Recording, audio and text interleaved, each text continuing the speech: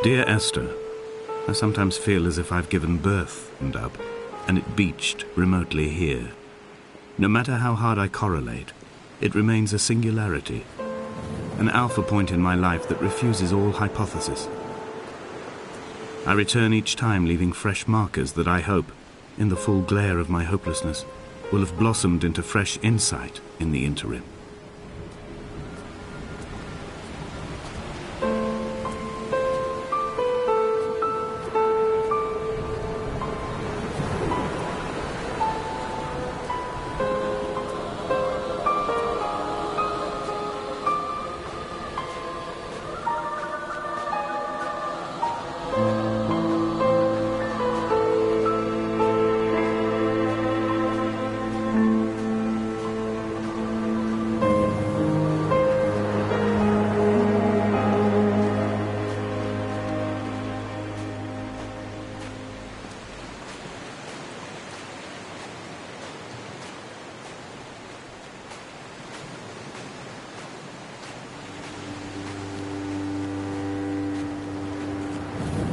There was once talk of a wind farm out here, away from the rage and the intolerance of the masses.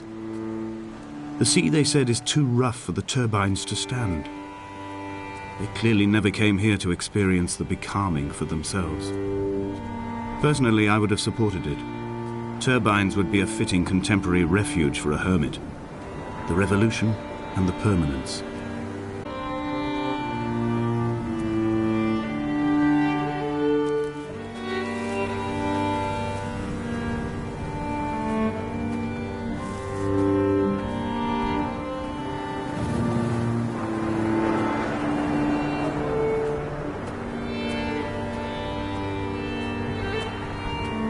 Reading Donnelly by the weak afternoon sunlight. He landed on the south side of the island, followed the path to the bay and climbed the mount. He did not find the caves, and he did not chart the north side. I think this is why his understanding of the island is flawed, incomplete. He stood on the mount and only wondered momentarily how to descend, but then he didn't have my reasons.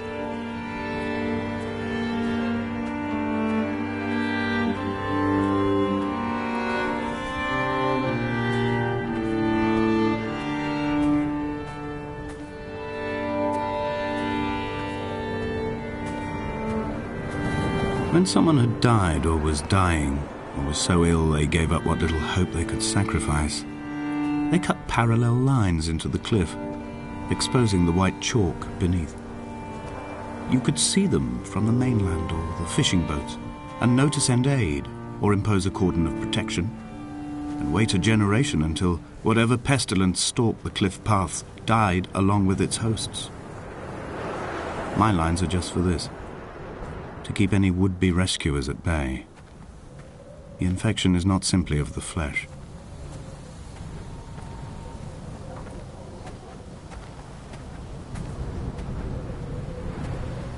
We are not like Lot's wife, you and I. We feel no particular need to turn back. There's nothing to be seen if we did. No tired old man parting the cliffs with his arms. No gifts or Bibles laid out on the sand for the taking. No tides turning or the shrieking gulls overhead. The bones of the hermit are no longer laid out for the taking. I have stolen them away to the guts of this island, where the passages all run to black, and where we can light each other's faces by their strange luminescence.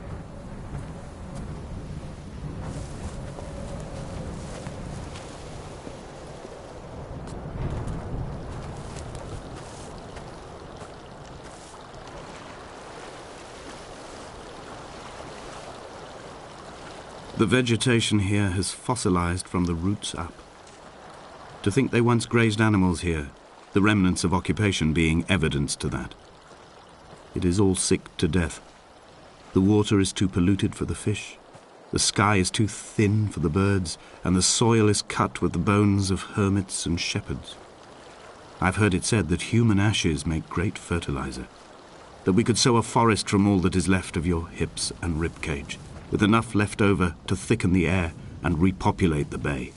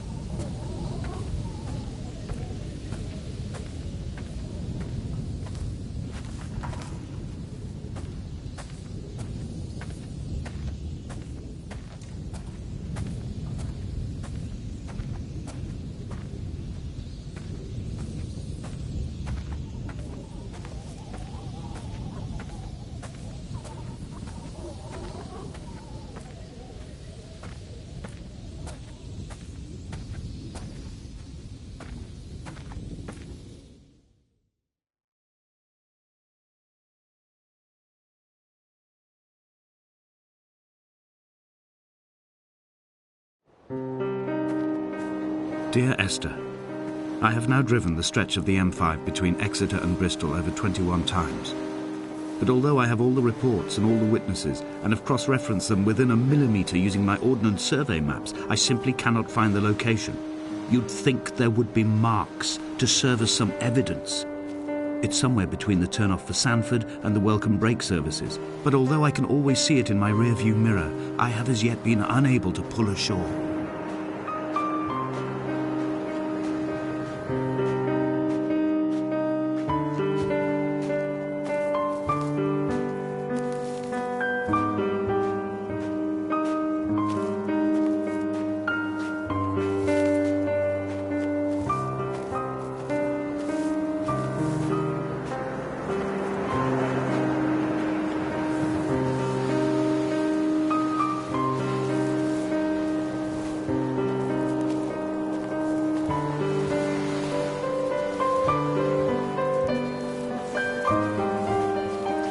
I had kidney stones, and you visited me in the hospital.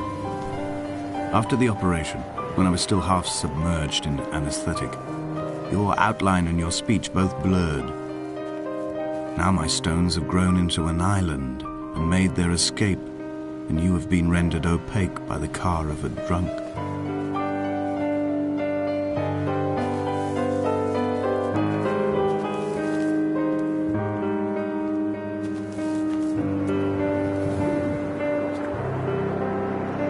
When I first looked into the shaft, I swear I felt the stones in my stomach shift in recognition.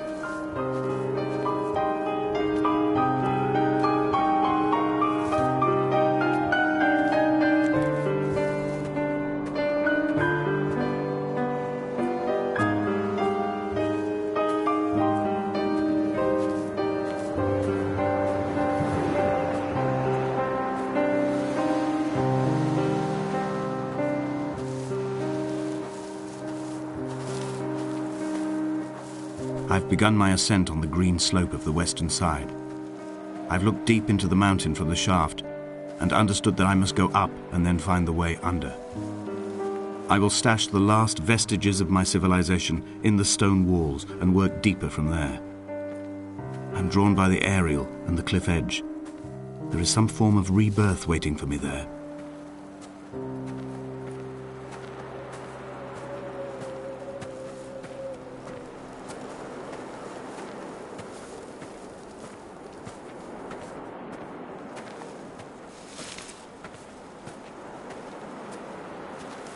The bothy was constructed originally in the early 1700s. By then, shepherding had formalized into a career. The first habitual shepherd was a man called Jacobsen, from a lineage of migratory Scandinavians. He was not considered a man of breeding by the mainlanders. He came here every summer whilst building the bothy, hoping eventually that becoming a man of property would secure him a wife and a lineage. Donnelly records that it did not work. He caught some disease from his malcontented goats and died 2 years after completing it. There was no one to carve white lines into the cliff for him either.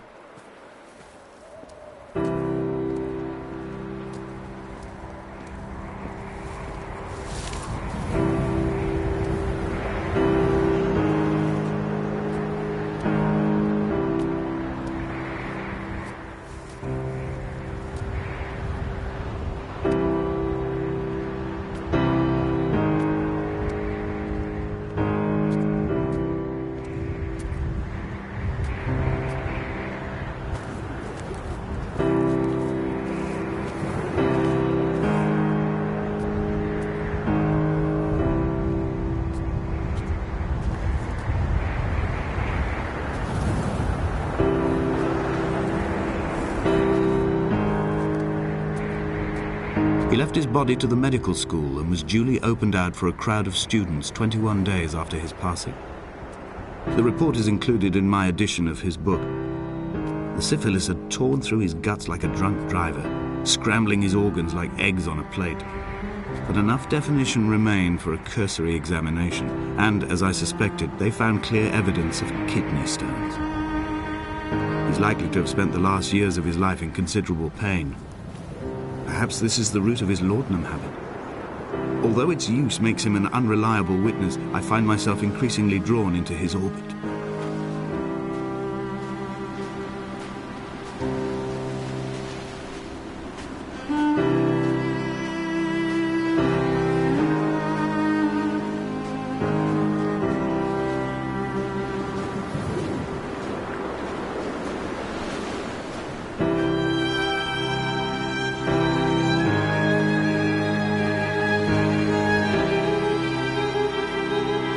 Climbing down to the caves, I slipped and fell and have injured my leg. I think the femur is broken. It is clearly infected. The skin has turned a bright, tight pink, and the pain is crashing in on waves, winter tides against my shoreline, drowning out the ache of my stones. I struggled back to the bothy to rest, but it has become clear that there is only one way this is likely to end. The medical supplies I looted from the trawler have suddenly found their purpose. They will keep me lucid for my final ascent.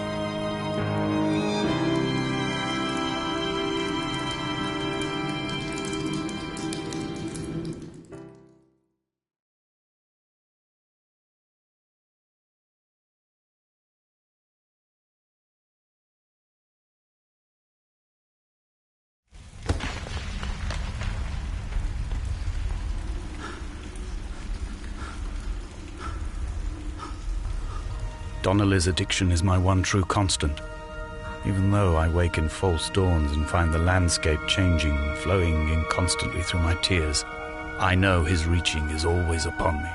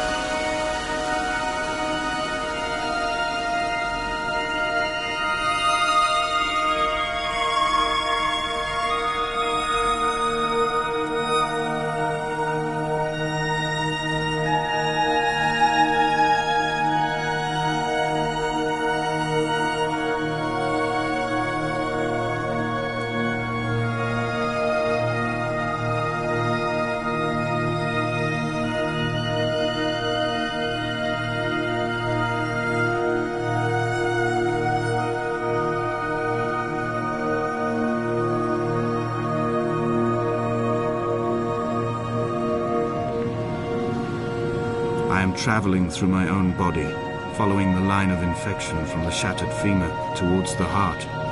I swallow fistfuls of painkillers to stay lucid. In my delirium, I see the twin lights of the moon and the Ariel shining to me through the rocks.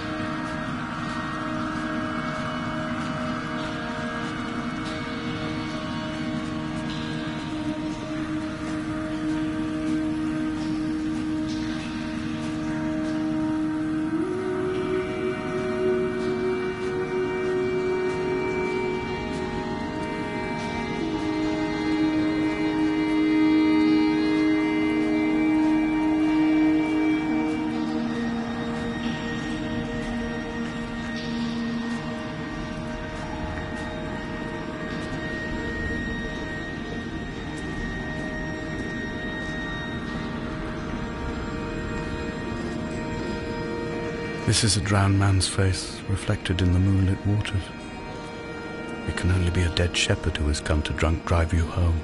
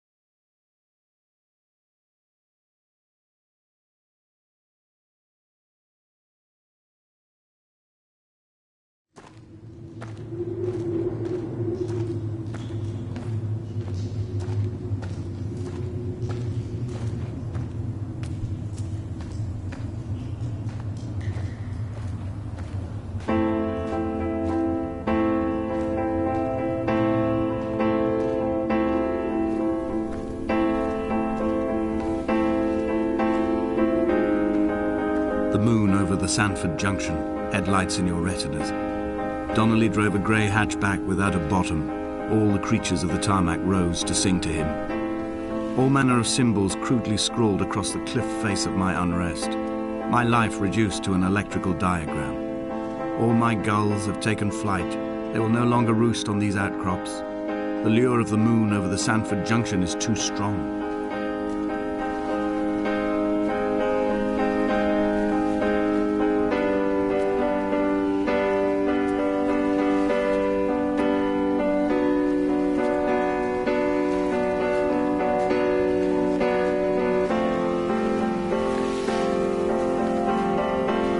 Fire and soil, I chose fire.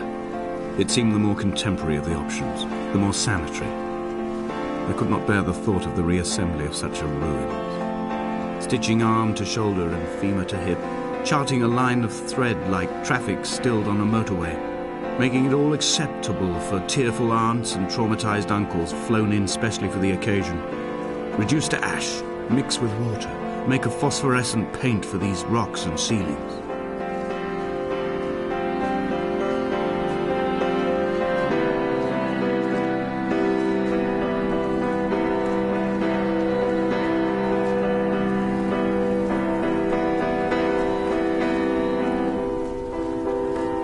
Hall, by the roadside, by the exit for Damascus, all ticking and cooled, all feathers and remorse, all of these signals routed like traffic through the circuit diagrams of our guts, those badly written boats torn bottomless in the swells, washing us forever ashore.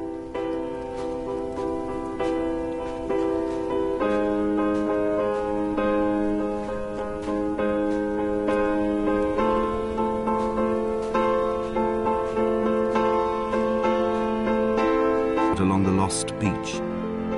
Then I took each and every one and I folded them into boats.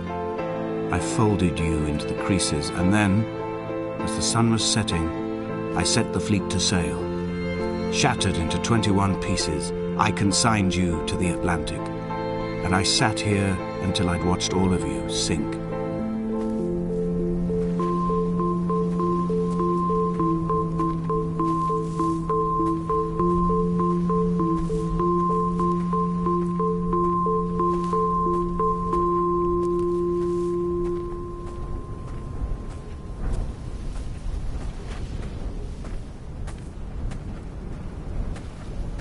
I will drag my leg behind me.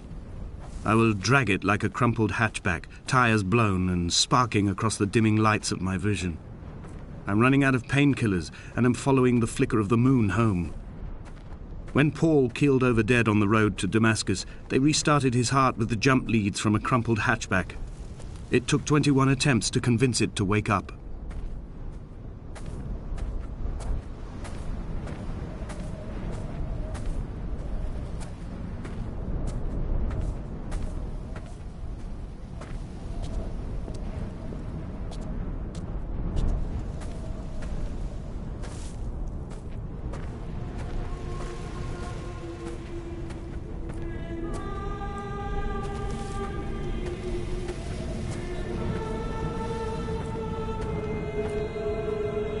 I've begun my voyage in a paper boat without a bottom.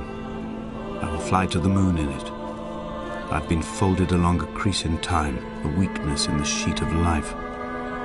Now you've settled on the opposite side of the paper to me. I can see your traces in the ink that soaks through the fiber, the pulped vegetation. When we become waterlogged and the cage disintegrates, we will intermingle. When this paper aeroplane leaves the cliff edge and carves parallel vapor trails in the dark, we will come together.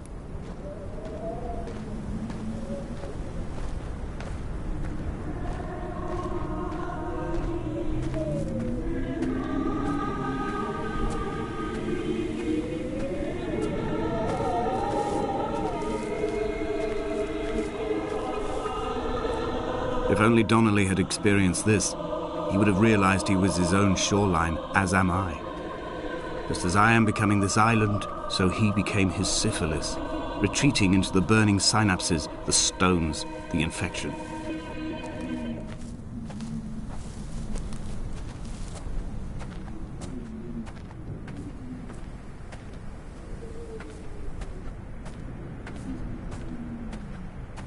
There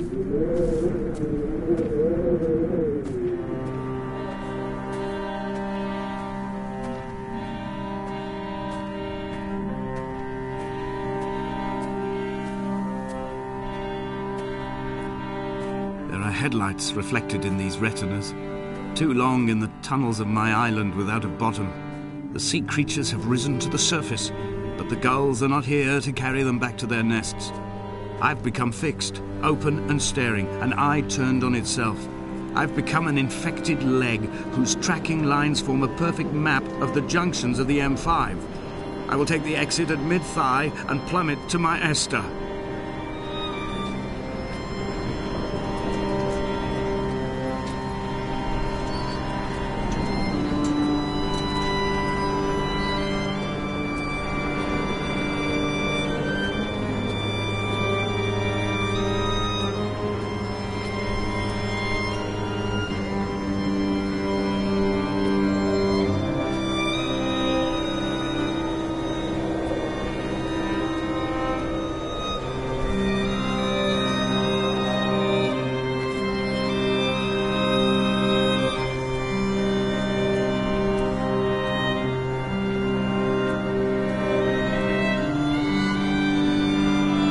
I have dredged these waters for the bones of the hermit, for the traces of Donnelly, for any sign of Jakobsen's flock, for the empty bottle that would incriminate him. I have scoured this stretch of motorway 21 times, attempting to recreate his trajectory, the point when his heart stopped dead and all he saw was the moon over the Sanford Junction. He was not drunk, Esther. He was not drunk at all, and it was not his fault. It was the converging lines that doomed him. This is not a recorded natural condition. The gulls do not fly so low over the motorway and cause him to swerve. The paint scored away from his car in lines like an infection, making directly for the heart.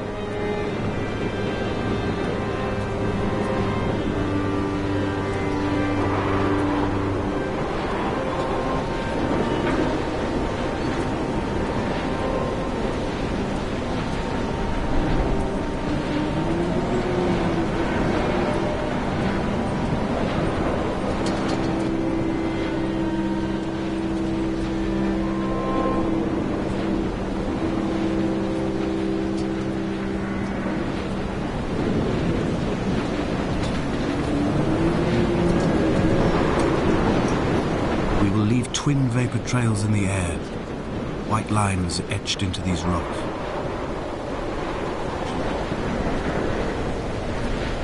Dear Esther, I have burned the cliffs of Damascus. I have drunk deep of it. My heart is my leg and a black line etched on the paper all along this boat without a bottom. You are all the world like a nest to me.